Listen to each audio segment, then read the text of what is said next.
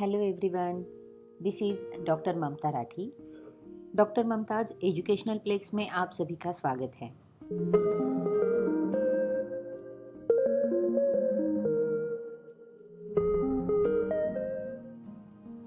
Friends, we are discussing on our MCQ type questions. We are preparing for our exams, and after lockdown, our pattern of exam is changed. So, we are discussing on the MCQ type questions. In this video, I will discuss on international marketing. Here I have given a series of MCQ questions of international marketing. So, let's begin with our first question. Which of the following promotion at budget method wrongly views sales as the cause of promotion rather than as the result? इनमें से कौन सा promotion eight budget method में sales को cause of promotion बताया जाता है rather than result बताने के बजाय? तो ऑप्शंस है affordable methods, percentage of sales methods, competitive part method, objective and task method. So correct option is option B, percentage of sales method. Next question, which of the following is more effective tool for promotion process? Promotion process के लिए कौन सी tool more effective है, ज़्यादा beneficial है या affect करती है?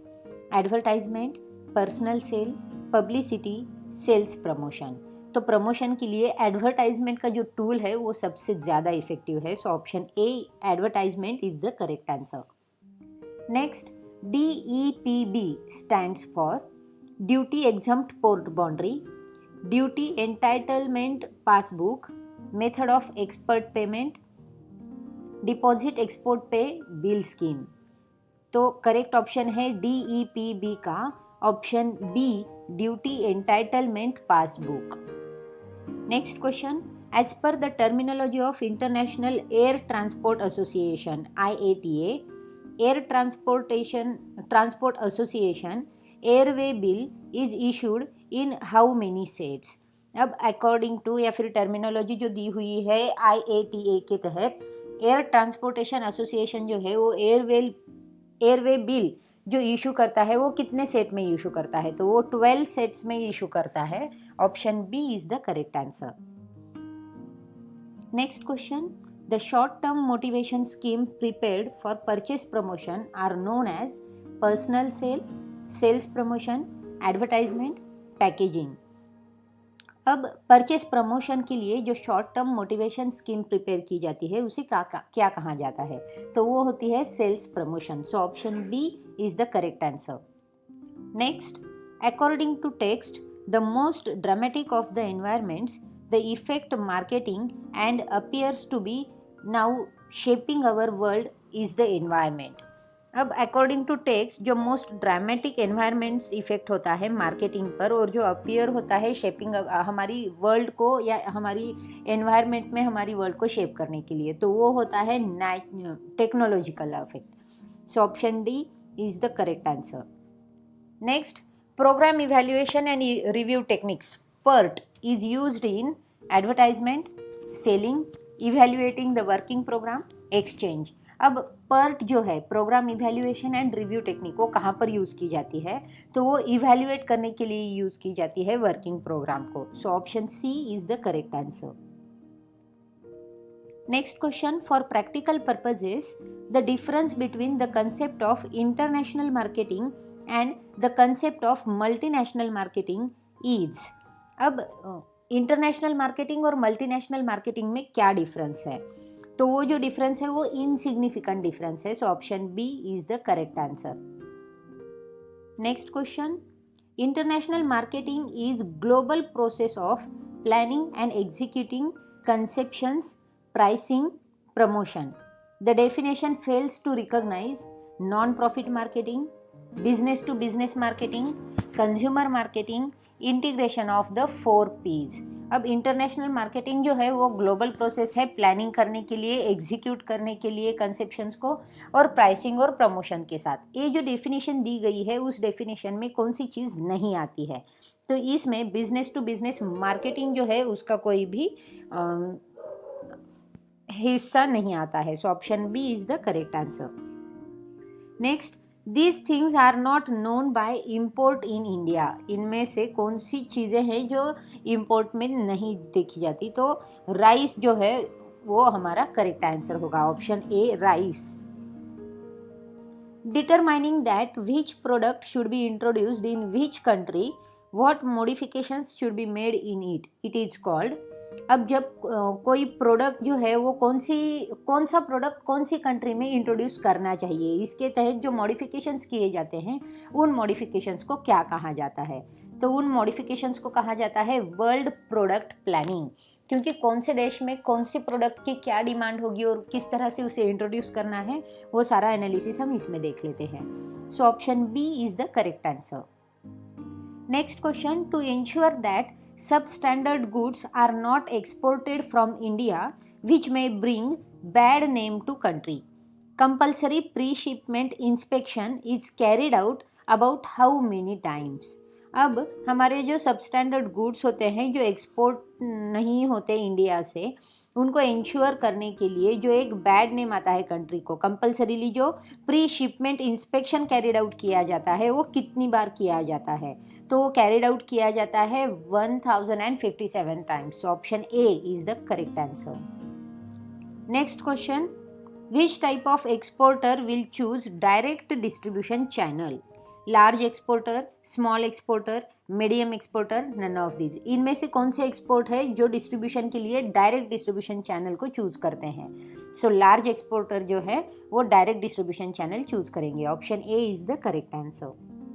Next, which of the following is not true one of the 5 stages of buyers decision process?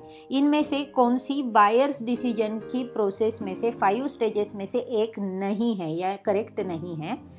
Need recognition, brand identification, information search, purchase decision. तो इनमें से ब्रांड आइडेंटिफिकेशन जो है वो करेक्ट नहीं है। So option B is the correct answer. Next, included in group of the factors affecting the international marketing are. अब international marketing को जो group of the factors affect करता है उसमें क्या क्या इंक्लूड होता है? Social factor, economic factor, political factor, all of this. तो ये सारे के सारे फैक्टर्स जो है वो इंटरनेशनल मार्केटिंग को अफेक्ट करते हैं। So option D is the correct answer. Next, which of the liability is to prepare product source planning? इनमें से कौन सी लाइबिलिटी प्रिपेयर की जाती है प्रोडक्ट सोर्स प्लानिंग के लिए? Marketing department, general manager of the company, policy makers of the company, none of this. तो इसका करेक्ट ऑप्शन है option C, policy makers of the company. Next, green marketing relates to agricultural marketing, environmental protection, zoological product distribution, all of this. Green marketing में कौन सी चीज़ आती है? तो green marketing वो marketing होती है जिनमें हम एनवायरमेंट को प्रोटेक्ट करते हैं। So environmental protection is the correct answer, option B. Next, internal marketing means. Internal marketing किसे कहा जाता है? Marketing outside the country, marketing inside the country, marketing with family members, marketing inside the country. अब internal marketing जो होती है वो marketing inside है, इंटरनल है यानी कि इनसाइड है। अब वो इनसाइड किसके है? तो हमारी कंपनी में। So option B is the correct answer. Next, dash dash are products bought by individuals and organization for further processing or for use in conducting a business। अब वो कौन से प्रोडक्ट होते हैं जो बॉट किए जाते हैं इंडिविजुअल के थ्रू या फिर ऑर्गेनाइजेशन के थ्रू उसके ऊपर फर्दर प्रोसेस करने के लिए, या फिर उसके वो गुड्स लेकर उसका कुछ बिजनेस करने के लिए जो परचेस किए जाते हैं गुड्स, उसे क्या कहा जाता है? तो वो होते हैं हमारे इंडस्ट्रियल प्रोडक्ट्स, क्योंकि वो फाइनल गुड्स नहीं है, उसके ऊपर प्रोसेस होगी या फिर उसके ऊपर कोई बिजनेस होगा। So option C, industrial product is the correct answer. Next, by which elements international marketing environment has been created? कौन से एलिमेंट्स को लेकर इंटरनेशनल मार्केटिंग एनवायरनमेंट का क्रिएशन हुआ है? Mini environmental factors, high environmental factors, both A and B, none of this. तो mini and high environmental factors जो है इन दोनों को लेकर हमारा इंटरनेशनल मार्केटिंग एनवायरनमेंट क्रिएट हुआ है। Option C is the correct answer. Next question, treasury bills are issued by Reserve Bank. The maximum maturity method of these bills is 0 to 6 months, 6 months to 1 year, 1 to 2 year, none of these. अब treasury bills जो issue किए जाते हैं reserve bank के through, उसकी maximum maturity method कौन सी होती है, कितनी ड्यूरेशन की होती है, तो वो होती है 6 months to 1 year. So option B is the correct answer. The sender of the goods submits it to the shipping company which issues in exchange of for maid's receipt. अब जो गुड्स सबमिट किए जाते हैं shipping company को, वो sender जो है उसे एक्सचेंज यानी कि इशू इन एक्सचेंज मिलता है मेड्स रिसिप्ट, तो उसे क्या कहा जाता है, तो वो होता है bill of credit, letter of credit. So option B, letter of credit is the correct answer. Next, which of the following is the first stage for market segmentation. Market segmentation की इनमें से कौन सी फर्स्ट स्टेज है? Analysis, future generation, investigation and research, none of these. Market segmentation करने के लिए सबसे पहले हमें इन्वेस्टिगेट करना पड़ता है और रिसर्च करनी पड़ती है. So option C is the correct answer. Next, the business organisation established on the basis of characteristics of the foreign customer is known as. अब फॉरेन कस्टमर की कैरेक्टरिस्टिक्स पर अगर कोई बिजनेस ऑर्गेनाइजेशन इस्टेब्लिश की जाती है तो उस बिजनेस ऑर्गेनाइजेशन को क्या कहेंगे?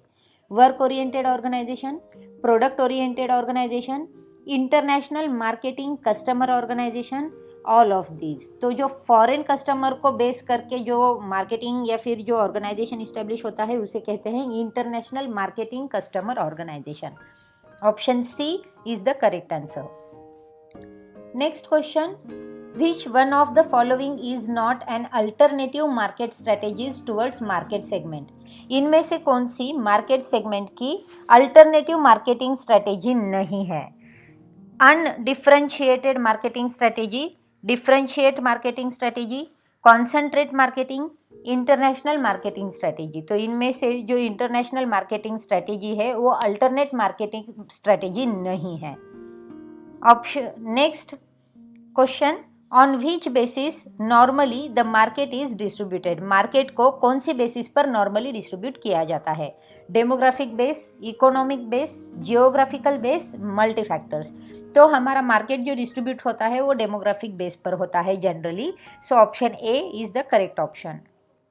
Next question, when the global level plans are prepared at international headquarters it is known as operational planning, strategic planning, corporate planning, none of these. International headquarters में global level पर जो plan prepare किए जाते हैं उनको क्या कहा जाता है? तो वो होती है corporate planning. So option C is the correct answer. Next, spreading news which is important from business point of view through newspapers, televisions etc. is called as. अब जो हमारी बिजनेस के लिए इम्पॉर्टेंट होती है और बिजनेस व्यू पॉइंट से अगर हम किसी न्यूज़ को स्प्रेड करते हैं through the media, through the newspapers, through the television, तो उसको क्या कहा जाता है? तो ये हमारे बिजनेस की एक पब्लिसिटी का काम करती है. So option A, publicity is the correct answer. Next question, full name of FERA is. FERA का लॉन्ग फॉर्म क्या है? Foreign exchange regulation act, foreign exchange rating act, foreign exchange ratio act, foreign exim rate act. तो FERA का full form है foreign exchange regulation act. Option A is the correct answer. The production classification may be in the following forms. Production classification कौन से form में होता है? Durable and non durable products, consumer products, industrial products, all of this. तो product का जो classification है वो इन सारी चीज़ों में आएगा. ड्यूरेबल, नॉन ड्यूरेबल में आएगा, कंज्यूमर प्रोडक्ट्स में आएगा, इंडस्ट्रियल प्रोडक्ट्स में भी आएगा. So option D is the correct answer. Next, market segmentation means. Market segmentation का क्या मतलब होता है? Dividing the selling staff in small size, dividing the territory in small size, to divide the target group in small size, all of the above. Market segmentation में हम जो target group होते हैं उसको डिवाइड कर देते हैं स्मॉल साइज में. So option C is the correct answer. Next, global presence of giant multinational corporations is and evidence for the existence of globalisation. Global presence जो है जिएंट मल्टीनेशनल कॉरपोरेशंस का, वो एक एविडेंस होता है एग्जिस्टेंस ऑफ ग्लोबलाइजेशन में. तो इनमें से कौन है वो? So option ecological, political, agriculture, economy. तो एग्जिस्टेंस ऑफ इकोनॉमी जो होता है वो एविडेंस होता है हमारी जायंट मल्टीनेशनल कोऑपरेशन के ग्लोबल प्रेजेंस का। सो option D is the correct answer. Next question, in which year the foreign trade development regulation act was passed.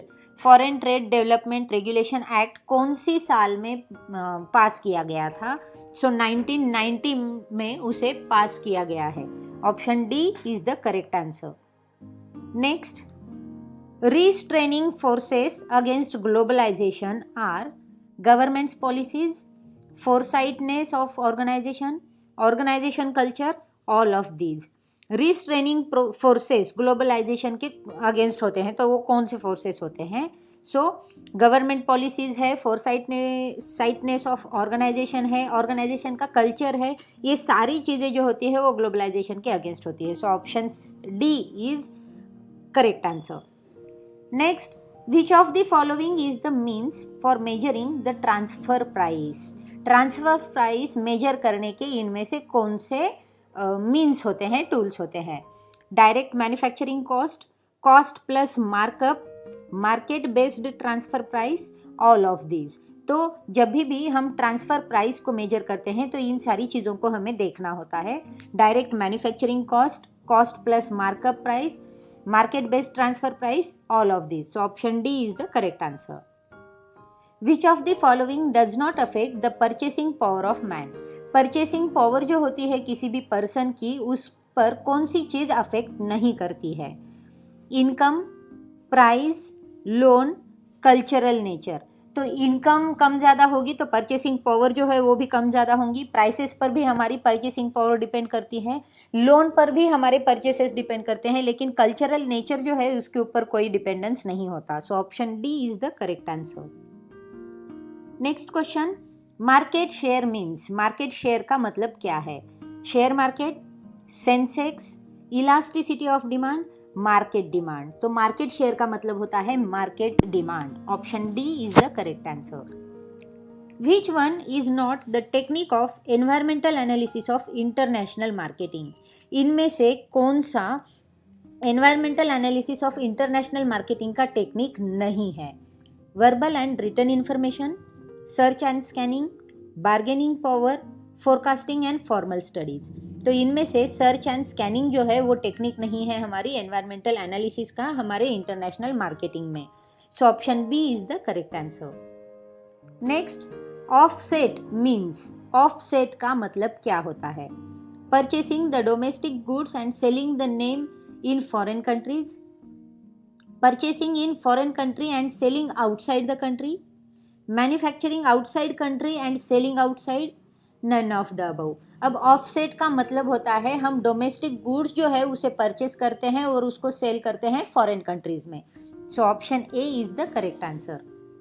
Next, which approach explains that the producer should conduct according to requirement of customer और consumer. अब producer को वो करना चाहिए जो customer का या consumer का रिक्वायरमेंट होता है, तो उस थिंग को या फिर उस अप्रोच को क्या कहते हैं? Traditional approach, consumer investigation, current approach, general approach. तो जो कंज्यूमर की रिक्वायरमेंट है उसके ऊपर अगर हम फोकस कर काम करते हैं तो उसे कहते हैं consumer investigation. So option B is the correct answer. So friends, with this we complete our first series of international marketing. मैं उम्मीद करती हूँ कि ये MCQ सीरीज़ जो है वो आपको आपकी एग्ज़ाम को क्रैक करने में बेनिफिशियल साबित होगी। दोस्तों, इंटरनेशनल मार्केटिंग के साथ ही साथ मैंने ऑडिटिंग की MCQ सीरीज़ बनाई है, cost accounting, financial accounting, corporate accounting और मैनेजमेंट अकाउंटिंग की भी MCQ सीरीज़ बनाई है। अगर आप उन सारी MCQ सीरीज़ को देखना चाहते हैं तो मेरी चैनल को सब्सक्राइब करें और मेरी चैनल पर जाकर उन सारी MCQs को स्टडी करें। दोस्तों, मिलते हैं हमारी दूसरी सीरीज़ में इंटरनेशनल मार्केटिंग की। तब तक के लिए आप सब इन सीरीज़ को देखते रहिए, स्टडी करते रहिए और आपके दोस्तों के साथ शेयर करते रहिए ताकि ज़्यादा से ज़्यादा लोग इन सीरीज़ का बेनिफिट ले सकें। तो दोस्तों, जल्द मिलेंगे सेकेंड सीरीज़ में। तब तक के लिए थैंक यू।